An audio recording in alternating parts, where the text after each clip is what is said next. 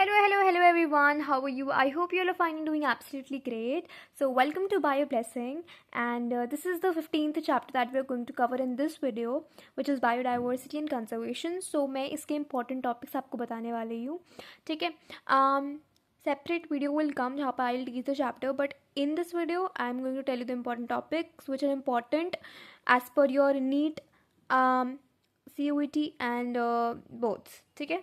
उसके सिलेबस के हिसाब से they are very important topics. I am going to cover them. So let's start. Let me increase the brightness. Yes, let's start. So first let's start. यहाँ पर आपको पता होना चाहिए, तो मैं आपको बेसिकली एक ओवरव्यू दूंगी. आपको यहाँ पर से थोड़ा पता होना चाहिए कि कितनी स्पीशीज़ एंड्स की हैं, कितनी बीटल्स की हैं, फिशेस की. थोड़ा देख लेना ऑर्किड्स कितनी हैं. बायोडाइवर्सिटी जो है इसको हम क्या बोलते हैं? हेट्रोजेनिटी बोलते हैं. अब नीड के लिए बहुत इंपॉर्टेंट है that in a biosphere immense diversity exists not only at the species level but at all level. NEET में ऐसे क्वेश्चंस आते हैं जहाँ पर आपको ये ऑल चेंज करके दे सकते हैं, सम, फ्यू, ऐसे करके. So you have to make sure that वो ऑल था. एंड नीट में एनसीईआरटी की लाइन कितनी इंपॉर्टेंट है, दिस इज एन एग्जाम्पल कि इतनी इंपॉर्टेंट है कि आपको all, at, the all, some, few सब पता होना चाहिए. आपको यहाँ पर लिखा गया है.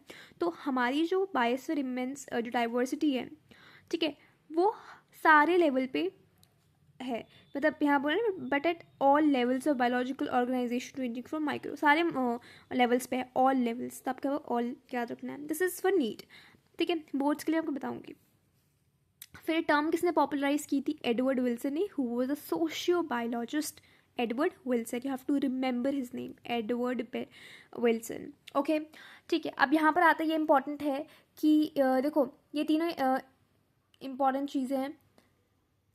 किन लेवल पे बायोलॉजिकल ऑर्गेनाइजेशन होता है? पहला जेनेटिक डाइवर्सिटी, फिर species diversity and then ecological diversity. Genetic diversity में आपको आ सकता है बोर्ड्स में कि बताओ जेनेटिक डाइवर्सिटी, और you have to explain.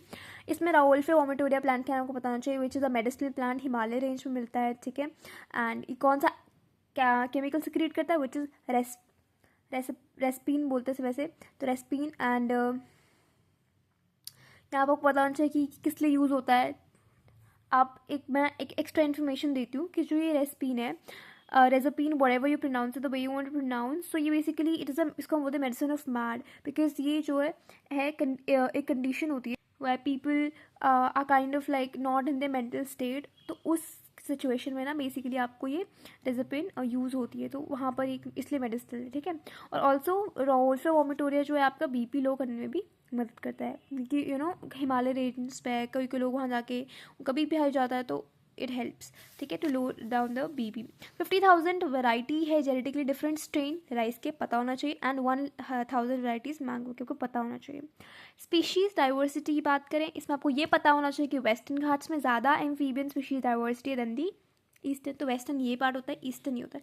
Western में गाइस ज़्यादा है, ये पता होना चाहिए. I am not teaching the chapter, I am telling the important points. Ecological diversity में इन सबके नाम पता होना चाहिए, ठीक है. फिर IUCN का विषय पता होना चाहिए कि international union for conservation of nature and natural resource, 2004 की बातें पता होना चाहिए. यहाँ क्या ने बोलता 1.5 मिलियन स्पीशीज़ की बात की थी, ठीक है. ये इंपॉर्टेंट है कि species inventories are more complete in the temperate than in the tropical countries. इसका मतलब आपको पता होना चाहिए.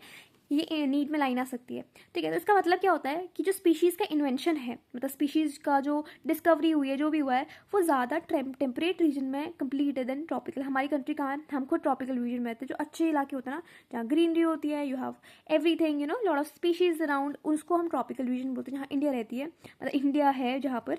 एंड टेम्परेट वो रीजन है जहाँ पर बहुत which are not disturbed by the environment and all that, तो वो टेम्परेट रीजन है. तो ऑब्वियसली स्पीशीज़ की इन्वेंशन ज़्यादा टेम्परेट रीजन में हुई है, ट्रॉपिकल में नहीं हो पाई है, बिकॉज एज यू नो काफ़ी lot of people are there. जब जितना डिस्कवर करते हैं उतने में तो चीज़ें ख़त्म हो जाती है, तो दैट वे. तो कुछ एस्टिमेट कहते हैं कि 20 to 50 मिलियन स्पीशीज़ हैं, बट रॉबर्ट मे के हिसाब से 7 मिलियन स्पीशीज़ ही एग्जिस्ट कर सकती हैं. तो ये आपको याद रखना है रॉबर्ट मे के बारे में. किसने कहा था? रॉबर्ट मे ने कहा था. 7 मिलियन स्पीशीज़ के बारे में उन्होंने कुछ बोला था, और क्या बोला था आपको पता होना चाहिए. एडवर्ड विल्सन ने टर्म दी थी बायोडाइवर्सिटी की टर्म, ठीक है. इतना क्लियर हो गया. फर्स्ट पेज आपको समझ आ गया होगा. आपको ऐसे याद करना है. फिर आपको इस पेज में आपको पता होना चाहिए कि 70% जो आपकी स्पीशीज़ है वो एनिमल्स है, और उनमें से आपके फिर उसमें से आप बोल सकते हो कि उनमें से 70% मेरे इंसेक्ट्स हैं, ठीक है. ओके. एंड देन मतलब ऐसा है कि 10 में से 7 आपके एनिमल्स है, फिर उनमें से इंसेक्ट्स हैं, ऐसे करके आपको पता होना चाहिए ना। सबसे इम्पॉर्टेंट है कि ये टेबल, ये बहुत इंपॉर्टेंट है। इसको याद करने का ट्रिक मैं बताऊंगी when I teach the chapter, but आपको ये 3 पाई चार्ट अच्छे से याद करने हैं, इनवर्टिब्रेट्स के, वर्टिब्रेट्स के एंड प्लांट्स के। वेरी इंपॉर्टेंट, ठीक है, वेरी इंपॉर्टेंट। एंड आपको ये बताना चाहिए कि इंसेक्ट जो होता है ना वो लार्जेस्ट ग्रुप है इन द वर्ल्ड। देखो यहाँ पर जो टोटल स्पीशीज में से 70% एनिमल्स हैं, उसमें से 70% आर योर इंसेक्ट्स। सो ये आपको पता होना चाहिए, इस पैराग्राफ का जस्ट है, ठीक है। तो ये आपको ये याद कर लेना है, ठीक है। Then you have to read the paragraph. यहाँ पर देखो कुछ डेटा दिया, डेटा तो I can't teach you have to remember. तो ये डेटा आपको याद रखना है। मेगा बायोडाइवर्सिटी कंट्रीज हैं, पहले ब्राज़ील है, 8 नंबर पे इंडिया आती है और 12th नंबर पर ऑस्ट्रेलिया है। आपको ऐसे से याद कर लो, पहला नंबर ब्राज़ील याद कर लो और 8 नंबर पर हमारी इंडिया है। तो something we should be proud of. अब इंडिया में 2.4% वर्ल्ड का पूरा लैंड, लाइक पूरा वर्ल्ड है, उसमें से 2.4% इंडिया है, इंडिया लैंड कवर करता है। और हमारी डाइवर्सिटी वो 8.1 कवर करता था। यू कैन इमेजिन कि भाई 2.1 लैंड, सॉरी 2.4, यहाँ पर लिखा हुआ है 2.4। Very important. अपनी अपनी एनसीईआरटी में चेक कर लेना, बिकॉज मैंने थोड़ा मार्क किया तो I'm काइंड ऑफ कन्फ्यूज। देख लेना अपनी एनसीईआरटी में, इट वुड बी 2.4, ठीक है। तो 2.4% लैंड है हमारे पास, बट हम पे डाइवर्सिटी कितनी है, 8.1, which is something we need to be proud of. And India among the 12 mega biodiversity country में है। Yes guys, it is there, wow, ठीक है। तो हम पे 45,000 स्पीशीज़ अराउंड प्लांट्स की हैं, उसके ट्वाइस मतलब 90,000 स्पीशीज़ हम पे एनिमल्स की हैं, ओके।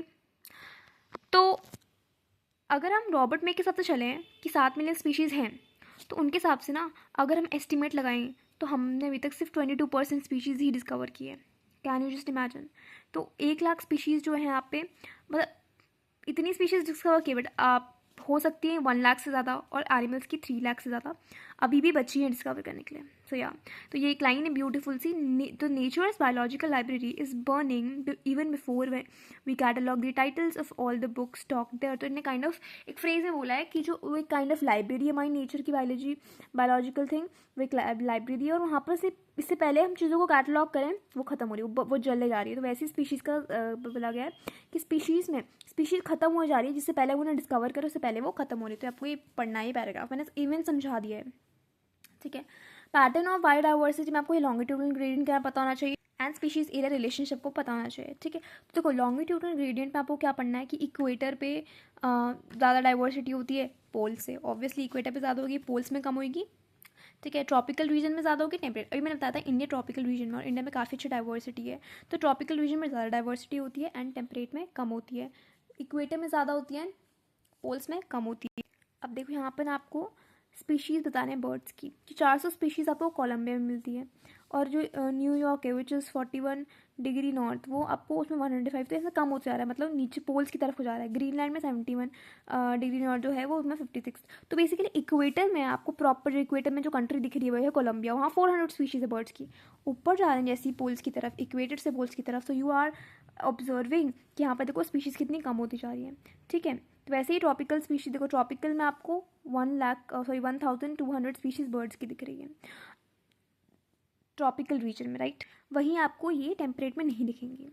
यहाँ एक बोला है कि a forest in a tropical region like Ecuador, tropical region, Ecuador एक ट्रॉपिकल रीजन बिकॉज वो पोल्स में नहीं आपके इक्वेटर की तरफ आता है, तो उसमें 10 टाइम्स स्पीशीज ज़्यादा हैं than a country let's say mid west of USA which is in temperate region. तो ऑब्वियसली बताया गया कि टेम्परेट में कम होती है डाइवर्सिटी, एंड ट्रॉपिकल रीजन में ज़्यादा होती है।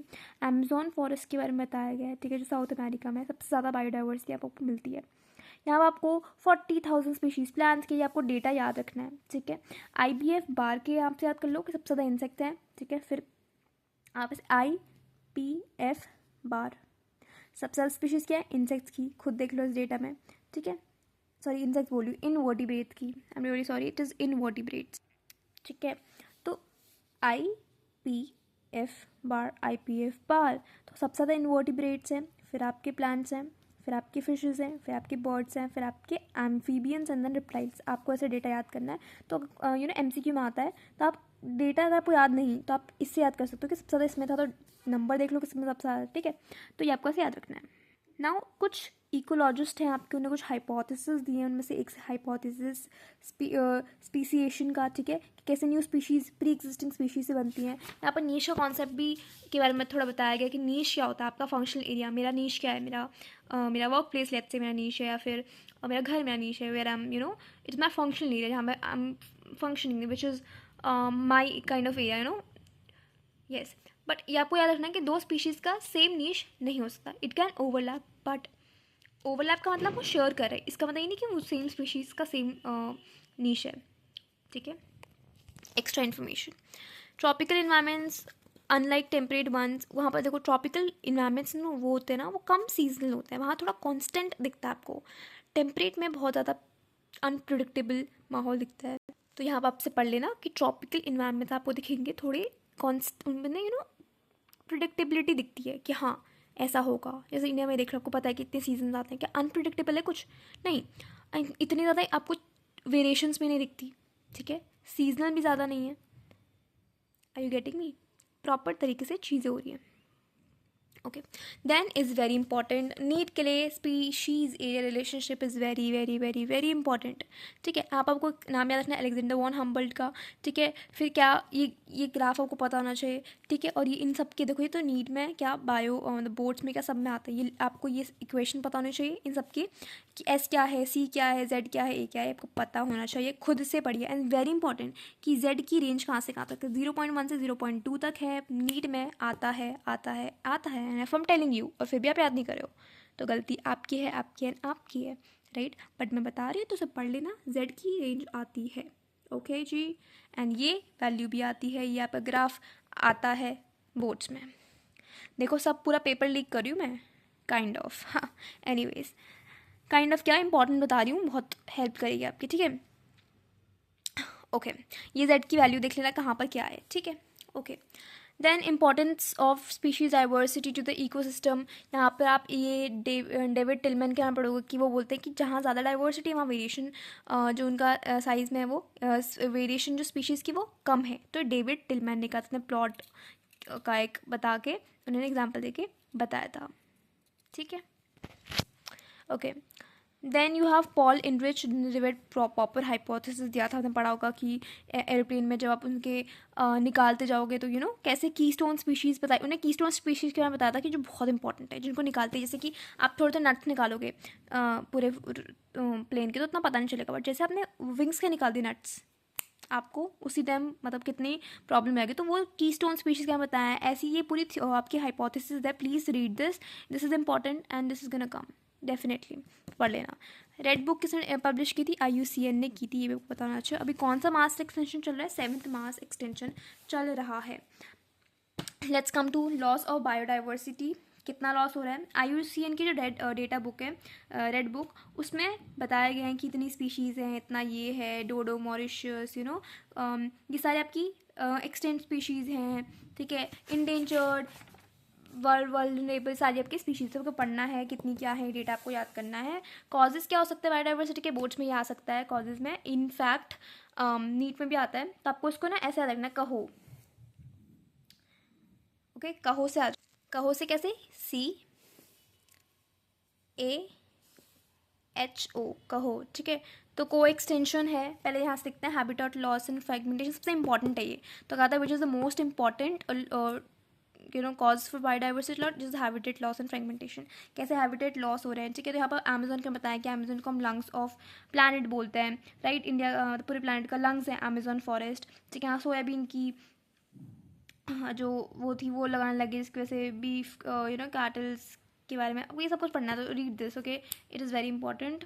एंड पहले बताया था कि 14% एरिया कवर करता था, ठीक है, बट अब 6% एरिया कवर करे हमारे रेन फॉरेस्ट, तो it is something, it is an alarming situation, we need to understand and we need to take steps. Over exploitation मतलब कि भाई ओवर एक्सप्लॉयटेशन की वजह से ही इतनी सारी स्पीशीज़ ओवर एक्सप्लॉयटेशन की वजह से ही वो हो गई हैं सारी, एक्सटेंट हो गई हैं। आप इनके नाम देखो, DSP, dodo, Steller sea cow and passenger pigeon, इनका ओवर एक्सप्लॉयटेशन क्या था इन बर्ड्स का, इन एनिमल्स का, आई मीन, तो इनकी वजह से दे आर एक्सटेंट। तो ये कॉज है बायोडाइवर्सिटी लॉस का। एलियन स्पीशीज़ इन्वेशन मतलब एक पर्टिकुलर एरिया में दूसरी स्पीशीज़ इन्वेड हो जाती है जब, ठीक है, और वो उनको वो मे बी प्रेडेटर हो गया ना, एंड वो प्रॉब्लम क्रिएट कर देती है। जैसे वाटर हाइसिन का एग्जांपल दिया यहाँ पर आपको, लेक विक्टोरिया में नाइल पर्च का एग्जांपल दिया, जो फिश है चिस्लिट फिश का एग्जांपल दिया, 200 स्पीशीज चिस्लिट फिश। तो ये देखो आपको पूरा याद करना है। वाटर हाइसिन जो है इसको इकॉर्निया भी बोलते हैं हम साइंटिफिक टर्म में, ठीक है। ये आपको खुद से पढ़ना है। इनफैक्ट आपने पढ़ लिया होगा इसलिए इतना फोकस नहीं कर रही हूँ। I am just telling you the important topic से पढ़ लेना। एंड को एक्सटेंशन भी बहुत इंपॉर्टेंट आपको पढ़ना है। को एक्सटेंशन का मतलब पता क्या होता है? इट्स लाइक आप नहीं तो हम भी नहीं। तो कुछ स्पीशीज़ है कि एक पर्टिकुलर ये 2 स्पीशीज़ हैं, ये मर गई तो इसको भी मरना पड़ेगा, ठीक है। तो this is dependent on this and this is dependent on this. एक मर जाए तो दूसरी भी मर जाएगी, आप नहीं तो हम भी नहीं, ठीक है। तो काइंड ऑफ दिस को extinction. I hope you are understanding and this is not something we like okay चल रहा है, ठीक है। We need to take action, ठीक है। हमें सिर्फ बुक में पढ़ा नहीं रहे हैं, हमारी रिस्पॉन्सिबिलिटी है कि हम ये पढ़ा रहे हैं तो इट इज़ आवर रिस्पॉन्सिबिलिटी कि हम अपने तरीके से जितना भी हो सके वो करें, contribute to the environment, to our country, to our nature, right. Biodiversity का कंजर्वेशन कैसे करें and why should we conserve biodiversity, ये आपको पता होना चाहिए। नैरो यूटिलेरियन यहाँ 25% बताया गया है, ठीक है। तो नैरो यूटिलेटेड सॉरी इसको प्रोनाउंस कैसे करते हैं यार? Narrow utilitarian whatever, and why am I pronouncing it? I don't understand. जो चीज़ ना ऐसे pronounce नहीं होती ना, then we are stuck कि अब तो हम pronounce करके रहेंगे. So I'm really sorry if I'm not able to pronounce this, but you know what, spelling is more important. But when you are a teacher, I think pronunciation also matters. But let me mind this, and I'm accepting my mistake. मैंने ना बहुत तेज बोलती हूँ, so I like it feels like I'm fumbling in between, but that is not gonna happen. Let me speak slowly and clearly so that you guys are able to understand what I'm saying, right? So यहाँ पर आप ये पढ़ लेना, ठीक है। Bio prospecting क्या है ये भी पता होना चाहिए, ठीक है। I think every chapter I've marked too much anyways. That's a good thing. You should do the same thing. Yep. Ethical reasons, I mean I need to take a break, I guess. I'm really sorry. But yeah, so ethical reasons हो सकते हैं आपके। तो how do we conserve biodiversity, जहाँ पर आपको पढ़ना है इन सेतु कंजर्वेशन, आपको पढ़ना है एक्स सेतु कंजर्वेशन। ये इंपॉर्टेंट है, प्लीज़ पढ़ के जाइएगा, ठीक है। हॉटस्पॉट के बारे में बताया गया है, वेस्टर्न घाट्स में ये क्या कहाँ है, ये देखो ये बहुत इंपॉर्टेंट है। You can take a screenshot of this. ये बायोस्फीयर रिजर्व आपको पता होना चाहिए। बायोस्फीयर रिजर्व क्या होता है, ये लेयर सैक्रेड ग्रुप्स का पता होना चाहिए। देन यू हैव एक्स सेतु जिनको हम ऑफ साइड भी बोलते हैं, ठीक है। एंड ये आपको सब पता होना चाहिए एक्स सेतु में क्या आता है। वाइल्ड लाइफ सफारी पार्क्स आते हैं, बोटानिकल गार्डन आते हैं, जूलॉजिकल पार्क्स आते हैं, एंड ये सब आपको इंपॉर्टेंट बायोस्फीयर रिजर्व है। With this you are completing the chapter and I hope आपको समझ में आ गया होगा। ये स्क्रीनशॉट ले लो, ये सारे साइंटिस्ट जो भी हैं इनके मैंने यहाँ पर लिखा हुआ है, इनके क्या उन्हें क्या है। So we are completing the chapter. I hope आपको समझ आएगा। God bless you, all the very best.